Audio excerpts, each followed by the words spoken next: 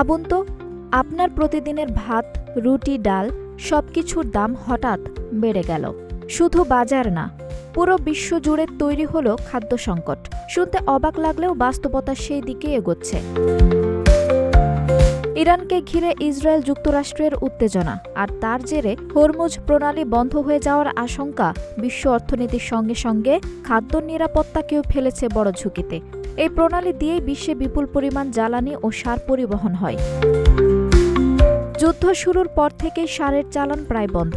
বিশ্লেষকদের মতে এতে বিশ্বজুড়ে ফসল উৎপাদন ৩০% পর্যন্ত কমে যেতে পারে, সরাসরি যার প্রভাব পড়বে খাদ্যের দামে। কাতার ভিত্তিক সংবাদ মাধ্যম আল জাজিরাকে জাতিসংঘের খাদ্য ও কৃষি সংস্থার প্রধান অর্থনীতিবিদ ম্যাক্সিমো তোরিও জানিয়েছেন, পরিস্থিতি দিন দিন খারাপের দিকে যাচ্ছে। অনেক দেশই ইতোমধ্যে বপন মৌসুম পেরিয়ে গেছে, ফলে উৎপাদন ঘাটতি এখন সময়ের অপেক্ষা। বড় রপ্তানিকারক দেশগুলোও পরিবর্তন আনছে কৃষিতে। গম ও ভুট্টার বদলে সয়াবিনের দিকে ঝুঁকছে তারা।